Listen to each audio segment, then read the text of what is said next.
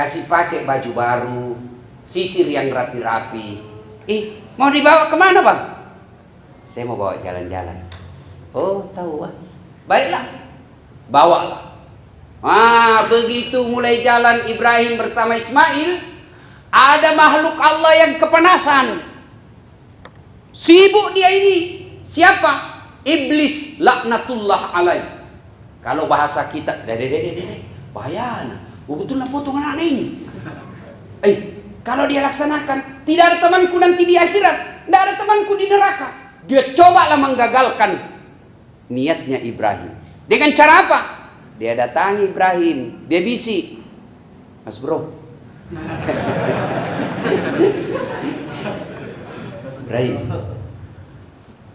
Ini Ibrahim tetap dipanggil Ibrahim. Kalau anak mahasiswa sekarang Ibrahim namanya di kampung, sampai di Unhas Bram.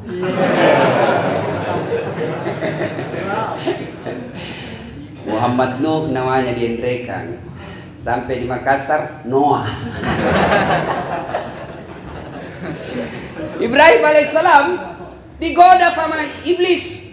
Ibrahim, kau balik dulu lihat anakmu. Gagal tahu. Puluhan tahun kau nantikan, lagi lucu-lucunya. Masa kau mau potong itu anakmu? Ibrahim alaihissalam ambil batu, dia sambit itu setan, dia lempar. Pergi kau setan, jangankan anakku, saya pun saya potong diriku kalau itu perintah Allah. Pergi kau. Lari setan, tapi tidak terkencing, tidak putus asa, lari sampai Maros, balik lagi. Iblis itu salah satu makna harfiahnya, dia tidak akan berhenti sebelum berhasil. Itu iblis. Jadi iblis itu, saya ulangi, tidak akan pernah berhenti sebelum berhasil menggoda kita. Dia gagal Ibrahim, dia datangi istrinya. Jar Hajar. Siti Hajar. Wih, kau tahu mau bawa kemana itu anakmu suamimu? Kau tahu sih, mau petau nawa piknik. Apa tolong kok? Bohongi kau itu. Masuk no? Dia mau potong itu anakmu. Sambaran kau bilang situ. Dia mau potong. Mana ada orang tua mau potong anaknya? Toh enggak. Betul kok. Nah bilang iya. Kenapa beda? Katanya perintah Tuhannya. Masya Allah. Mendengar ini, apa jawabannya Siti Hajar? Iblis, kalau itu perintah Allah, jangankan anakku, saya juga siap disembelih kalau itu perintah Allah. Setan tak kancing poin. Gagal sama suaminya. Lebih hebat dari suaminya ini. Lari lagi sampai pangkep, balik lagi. Gagal goda suami, gagal goda istri, dia datangi anaknya. Main.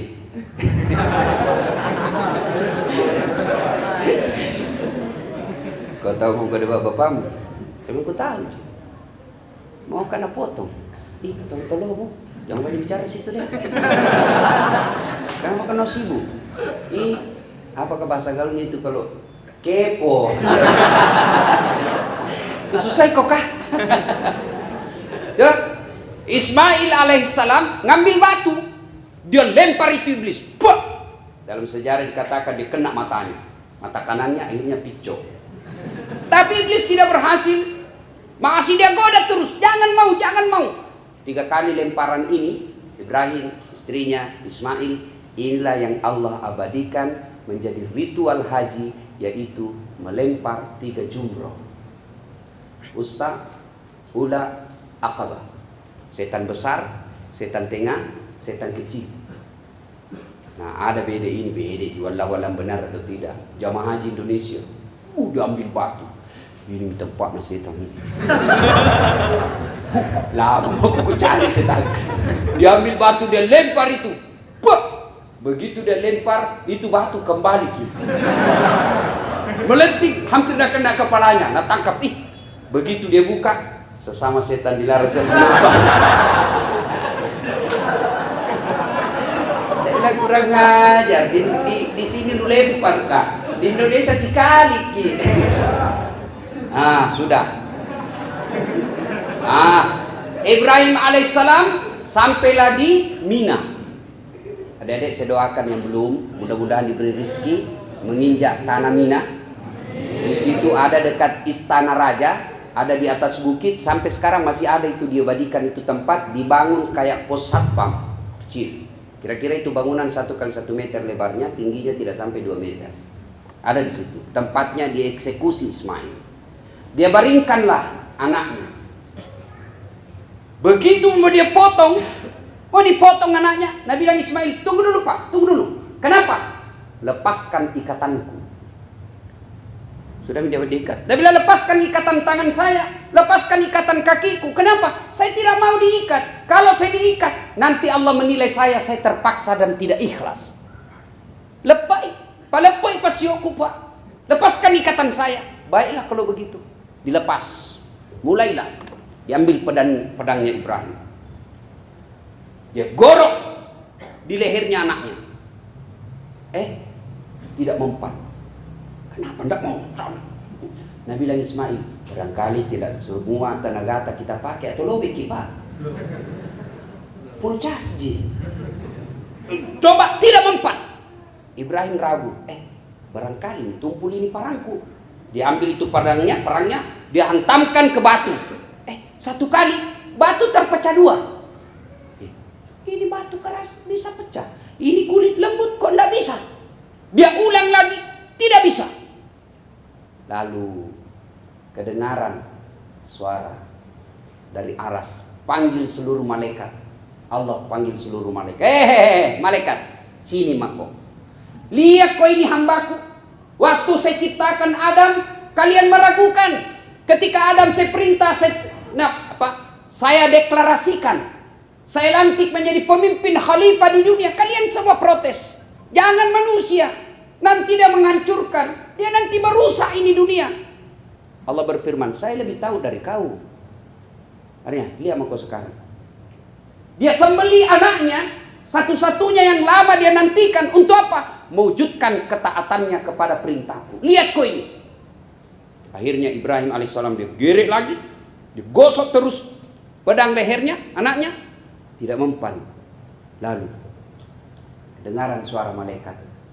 Malaikat mengucapkan, Allahu Akbar, Allahu Akbar, Allahu Akbar. Dan dilanjutkan oleh Ibrahim, La ilaha illallah, huwallahu akbar. Dan Ismail alaihissalam menjawabnya dengan kalimat lanjutan, Allahu Akbar, walillahil hamd. Itulah kalimat takbir ketika kita Idul Fitri atau Idul Adha, yang sangat disunnahkan ketika berangkat dari rumah ke tempat sholat Id, itu kita ucapkan Allahu Akbar, Allahu Akbar, Allahu Akbar, La ilaha illallah, Allahu Akbar, Allahu Akbar, walillahil hamd. Itu kan? Tapi adik-adik kalau pergi itu kita baca bos. Ya Ustaz, apa paling update status? Saatnya merayakan kemenangan. Foto kiri kanan. Coba kau lagi sering. Ulangi, kabur kita. Nah, lalu setelah itu Allah perintahkan kepada Jibril, ambil kibas yang ada di sorga, bawa, gantikan lehernya Ismail alaihissalam, karena aku telah menerima hajatnya, nazarnya Ibrahim alaihissalam. Nah, ibu bapak saudara-saudara sekalian. Nah, sekarang mana jebakan setannya? Mana jebakannya iblis? Satu. Lihat tadi, kisah, belajar dari kisah. Ketika Ibrahim alaihissalam selesai melaksanakan penyembelihan, dipuji orang, maka Ibrahim timbul penyakit manusianya. Apa? Erotong tahu dibilang, berapa tonji ini bos? Anakku saja, saya kalau anak penyakit setan, penyakit manusia satu, senang dipuji. Dipuji tidak ada masalah, yang penting jangan kau kapujian. Puji boleh, tapi jangan kapujian. Itu yang tidak bisa. Makna kepujian itu adalah sombong. Allah tidak menyukai orang sombong.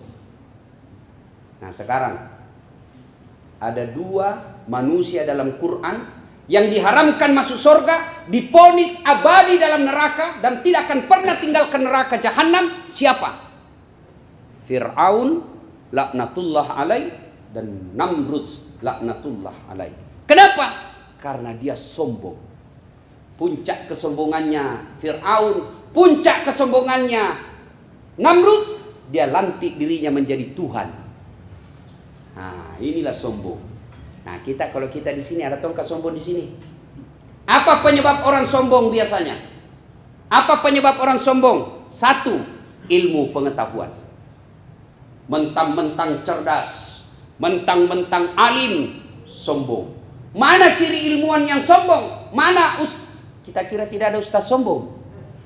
Banyak tong, bos. Mana ciri-cirinya ustaz sombong? Satu, tidak mau menerima perbedaan pendapat. Sombong itu. Pokoknya pendapat Natonji dia benar. Pokoknya kalau kau tidak ikut saya, salah kok. Itu sombong itu. Berapa banyak umat Islam terpecah belah gara-gara kesombongan seorang dai. Mana ciri-cirinya? Masalah kunut. Coba mungkin. Kunut. Berapa banyak orang ribut gara-gara kunut. Jangan bahas itu. Kalau saya ditanya, Ustaz, bagaimana hukumnya kunut? Sah menurut yang melaksanakan. Yang tidak kunut, sah juga menurut yang tidak kunut. Jadi mana yang tidak sah? Yang dah sembahyang subuh. Jelas saya, bos. Itu jelas bahasannya. Kunut mau ke kunut, tidak mau ke kunut, jangan aman, jangan makin berkelahi. Yang membuat kita pecah, yang kunut, hina yang tidak kunut. Yang tidak kunut, hina yang kunut. Akhirnya ribut. Lebih baik kita bahas yang tidak sembahyang subuh. Itu jelas bos segmen dakwanya. Satu, ilmu yang membuat orang sombong. Padahal Allah sudah jelaskan dalam Quran, wa ma utitum minal ilmi illa qalila.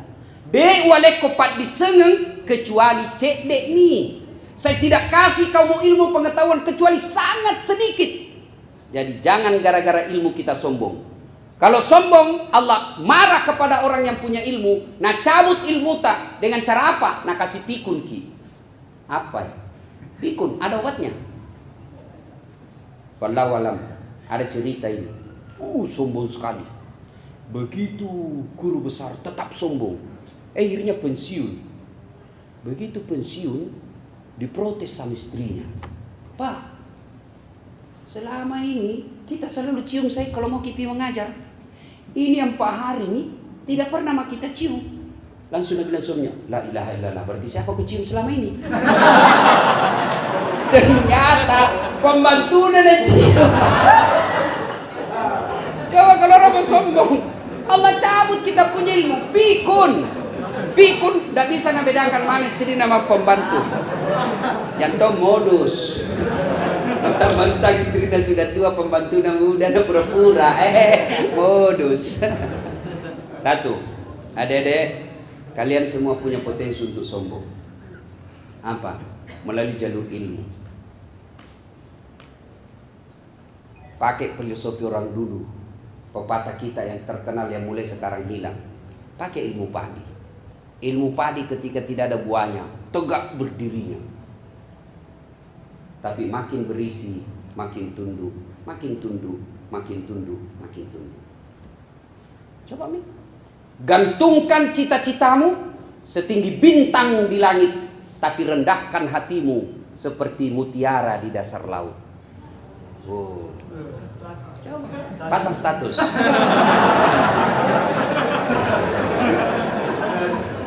Jam berapa orang Isya? Hah? 7:30 kita Isya, enggak apa-apa. Oke. Sombongan, ilmu. Jangan pernah sombong gara-gara ini. Ya? Makin banyak ilmu kita tahu, makin rendah hati. Bukan rendah diri, bos. Rendah hati. 2. Apa yang lagi tentang pintu masuknya sombong? Setelah ilmu, apa? Gamara. Wih, tahu agak-agak. Tahu, mirip artis Korea. Ada tuh mahasiswa aku kuliah Belendel. Tadi. Silakan. minta di apa namanya, dimasukkan dalam grup. Saya kelas itu, kelas mata kuliah saya ada grup WhatsApp. Ustaz, kenapa tidak dikasih masuk Kak? Langsung bilang, rasa-rasanya tidak ada mahasiswaku seperti ini orang Korea. Nah bilang, artis itu Ustaz. Aku bilang, berarti tidak ada mahasiswaku artis. Siapa foto ini kan? Nah bilang, Lee Min Ho. Bukan kenal kok, tidak, Beleng. Ini artis di situ pasang foto. Gagah, cakep, cantik. Jangan sombong karena cantik bos.